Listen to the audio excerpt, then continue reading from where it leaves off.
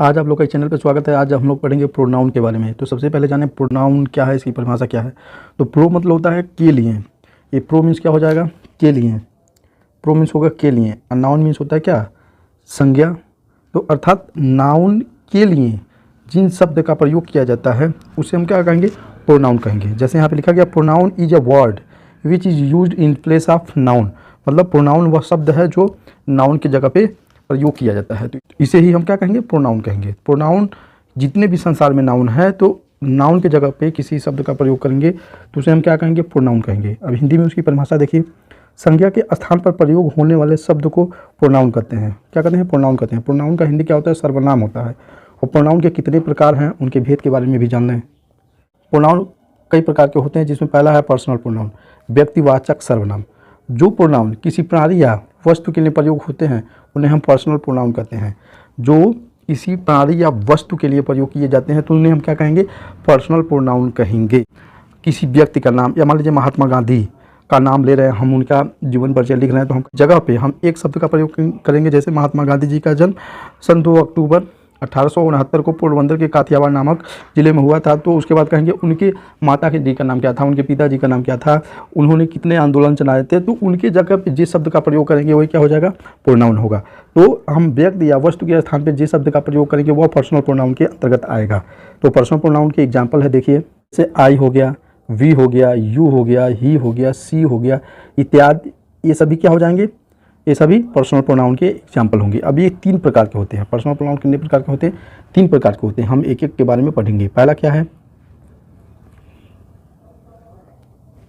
पहला है first person, उत्तम पुरुष जिसको कहते हैं। फर्स्ट पर्सन उत्तम पुरुष, बोलने वाला व्यक्ति फर्स्ट पर्सन होता है। अर्थात जो बोलता है वो क्या होता है, फर्स्ट पर्सन होता है। जैसे मैं गोरखपुर जाता हूँ, मैं अपना काम करता हूँ, मैं पेन से लिखता हूँ, या हम लोग गोरखपुर जाते हैं, या हम लोग गोरखपुर से आते हैं, हम लोग क्लास में बैठ के पढ़ते हैं। तो इस तरह जो शब्द प्रयोग किए जाएंगे तो उसमें आई और हम लोग क्या हो जाएगा, अर्थात आई और वी ये क्या हो जाएगा, फर्स्ट पर्सन के अंतर्गत आएगा। अर्थात बोलने वाला व्यक्ति क्या होता है, फर्स्ट पर्सन होता है।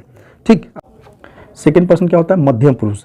जिससे कुछ कहा जाए वह सेकेंड पर्सन होता है। जैसे जैसे यू होता है, जैसे तुम गोरखपुर जा रहे हो, तुम गोरखपुर जा रहे हो, तुम कहाँ से आ रहे हो। मतलब जिससे कुछ कहा जाए, हम जिससे बात करेंगे, जैसे जिससे बात करेंगे वो क्या हो जाएगा, मध्यम पुरुष होगा। वो क्या हो जाएगा, मध्यम पुरुष। जैसे यू, तुम गोरखपुर जा रहे हो, तुम गोरखपुर से आ रहे हो, तुम खाना खा रहे हो। तो इस प्रकार के जो शब्द होंगे क्या हो जाएंगे, जो सेकेंड पर्सन के अंतर्गत आएंगे, उन्हीं को हम क्या कहेंगे, हिंदी में मध्यम पुरुष कहेंगे। अर्थात जिससे कुछ कहा जाए वो क्या होते हैं, सेकेंड पर्सन होते हैं। जैसे यू हो गया, ठीक, ये सेकेंड पर्सन के अंतर्गत आएंगे।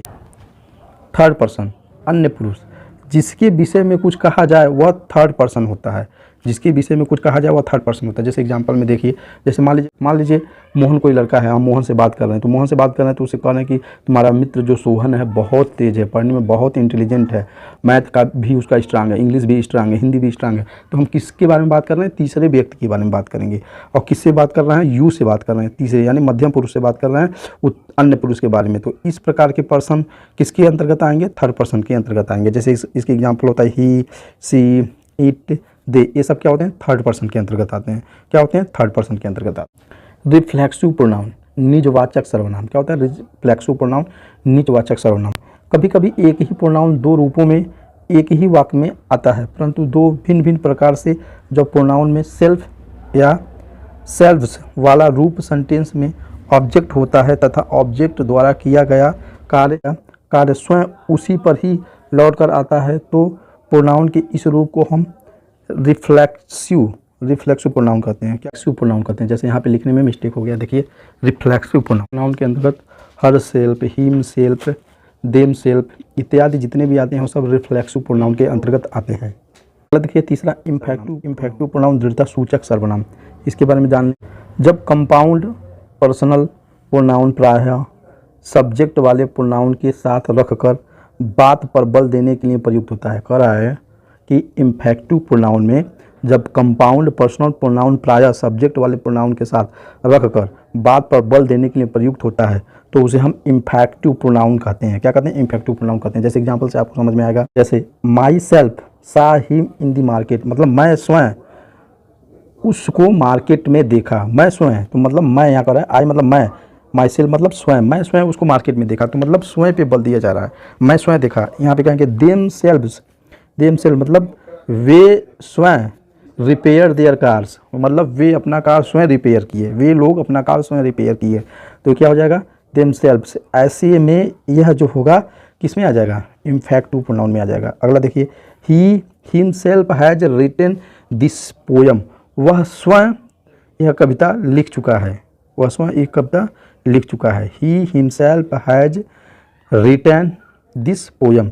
तो यहाँ पे क्या कर रहा है, कर्ता के साथ ये जो हिमसेल्फ, देमसेल्फ या माई सेल्फ आया है, यह कर्ता पे ही लौट कर वापस आ रहा है, मतलब इसी पे इसका प्रभाव पड़ रहा है। तो इस प्रकार के सेंटेंस आएंगे तो इसमें जो शब्दों का ये इम्फैक्टिव प्रोनाउन के तौर पे यूज किया गया है। अगला देखिए, रिलेटिव प्रोनाउन, संबंधवाचक सर्वनाम। रिलेटिव प्रोनाउन अर्थात संबंधवाचक सर्वनाम, जो प्रोनाउन दो वाक्यों को जोड़ता है उसे हम रिलेटिव प्रोनाउन कहते हैं। इसके पूर्व प्रोनाउन होना चाहिए, इसके पूर्व प्रोनाउन होना चाहिए। एग्जाम्पल देखिए, जैसे यहाँ देखिए, I know the boy who help this beggar. कह रहा है कि आई नो द बॉय, मैं उस बॉय के बारे में जानता हूँ। हु मतलब जो, हेल्प दिस बेगर जो उस भिखारी की सहायता किया। तो हूँ क्या हो जाएगा, हूँ यहाँ पे दोनों वाक्यों को जोड़ रहा है, दोनों वाक्यों क्या कर रहा है, जोड़ रहा है। तो क्या हो जाएगा, रिलेटिव प्रोनाउन हो जाएगा। यहाँ पे यह रिलेटिव प्रोनाउन का काम करेगा। यहाँ पे विच भी रिलेटिव प्रोनाउन का काम करेगा। This is the watch I bought yesterday, मतलब यह वही वॉच है जिसे आई बॉट यस्टरडे, जिसे मतलब कल खरीदा, जिसे मैं कल खरीदा। तो यहाँ पे विच और हूँ दोनों क्या हो जाएंगे, यहाँ पे रिलेटिव प्रोनाउन। वैसे में रिलेटिव प्रोनाउन कुछ हैं जो देख लीजिए, हूँ, हुम, विच, वाट, दैट इत्यादि शब्द क्या होते हैं, रिलेटिव प्रोनाउन के रूप में प्रयोग किए जाते हैं। अगला है डिमॉन्स्ट्रेटिव प्रोनाउन, संकेतवाचक सर्वनाम। जब दिस, दैट, दीज, दोज आदि प्रोनाउन किसी नाउन की ओर संकेत करते हैं तो वे डिमॉन्स्ट्रेटिव प्रोनाउन कहलाते हैं। अर्थात कह रहा है कि जब दिस, दैट, दीज, दोज किसी की ओर संकेत करते हैं, किसी नाउन की ओर संकेत करते हैं, तभी वो डिमॉन्स्ट्रेटिव प्रोनाउन कहलाते हैं। एग्जाम्पल देखिए, these are the story books which my uncle give me. तो यहाँ पे क्या कर रहे हैं, these are the story books, मतलब ये कहानियों की किताबें हैं। तो कह रहा है कि ये कहानियों की किताबें हैं, ठीक। तो यहाँ पे दीज क्या हो जाएगा, दीज क्या हो, डिमॉन्स्ट्रेटिव प्रोनाउन होगा। यहाँ देखिए, दिस इज माई अम्ब्रेला, यह मेरा छाता है। This is my umbrella, this क्या कर रहा है, अम्ब्रेला की ओर संकेत कर रहा है। तो यहाँ पे दिस क्या हो जाएगा, डिमॉन्स्ट्रेटिव प्रोनाउन हो जाएगा। यहाँ पे डैट इज हिज वॉच, कह रहा है कि वह मेरा घड़ी है, वह मेरा घड़ी है, तो वह घड़ी की ओर संकेत कर रहा है, डैट। तो डैट क्या हो जाएगा, यहाँ पे डिमॉन्स्ट्रेटिव प्रोनाउन हो जाएगा। इंट्रोगेटिव प्रोनाउन, प्रश्नवाचक सर्वनाम। जब सर्वनाम का प्रयोग प्रश्न पूछने के लिए किया जाता है तब वे इंटरगेटिव प्रोनाउन कहलाते हैं। क्या कहलाते हैं, इंटरगेटिव प्रोनाउन कहते हैं। ये तो आपको सबको मालूम हो। एग्जाम्पल देखिए, which is your bike among these all, कह रहा है कि which is your bike, whom did see Mary, who is coming here. इसमें हुम प्रश्न पूछने का सब काम कर रहा है, तो यहीं पे क्या हो जाएगा, हमारा इंटरगेटिव प्रोनाउन होगा। और जब यही वाक्यों के बीच में प्रयोग किया जाएगा दो वाक्यों को जोड़ने के लिए, ठीक, तो यहाँ पे क्या हो जाएगा, तब दूसरा हो जाएगा, रिलेटिव प्रोनाउन हो जाएगा। लेकिन जब प्रश्न पूछने का काम करेगा तो इंटरगेटिव प्रोनाउन होगा। जैसे बहुत सिंपल एग्जांपल होता है, जैसे पूछते हैं ना, what is your name, where do you live. तो ये सब व्हाट इज योर नेम में व्हाट, वेयर, ये क्या हो जाएगा, इंटरगेटिव प्रोनाउन हो जाएगा। इंडेफिनिट प्रोनाउन, अनिश्चित सर्वनाम।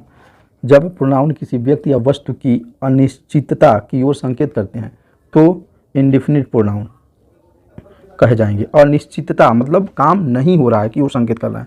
या देखिए, किसी व्यक्ति विशेष अथवा वस्तु की विशेष की तरफ संकेत नहीं करते हैं, ठीक। तो दोनों के कहने का मतलब एक ही है। एग्जाम्पल से आप समझेंगे, ठीक। यहाँ पे देखिए, कह रहा कि नो बॉडी केम हेयर, मतलब यहाँ कोई नहीं आया। नो बॉडी मतलब अनिश्चित है, कोई निश्चित नहीं है, कोई आता तो निश्चित रहता, कह नो बॉडी। तो यहाँ पे नो बॉडी क्या हो जाएगा, तो यहाँ पे नो बॉडी इंडेफिनिट प्रोनाउन हो जाएगा। यहाँ पे बी गुड टू अदर्स, मतलब कह रहा कि अच्छा स्वयं अच्छा हो, दूसरों के सिवा स्वयं अच्छा हो। तो अदर्स क्या हो जाएगा, यहाँ पे अदर्स क्या हो जाएगा, इंडेफिनिट प्रोनाउन। यहाँ पे every one of them could cross the river, every one of them could cross the river. यहाँ पे एवरी वन क्या हो जाएगा, इंडेफिनिट प्रोनाउन।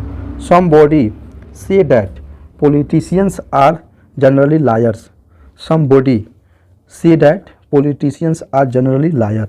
तो यहाँ पे समबॉडी मतलब कोई निश्चित नहीं है, ठीक। समबॉडी कोई भी व्यक्ति निश्चित नहीं है, तो ये अनिश्चितता की ओर क्या कर रहा है, संकेत कर रहा है यहाँ पे, ठीक। तो यह क्या हो जाएगा, इंडेफिनिट प्रोनाउन हो जाएगा। आप इस चैनल पर नए हैं तो चैनल को लाइक, सब्सक्राइब, शेयर जरूर करें। Thank you for watching this video.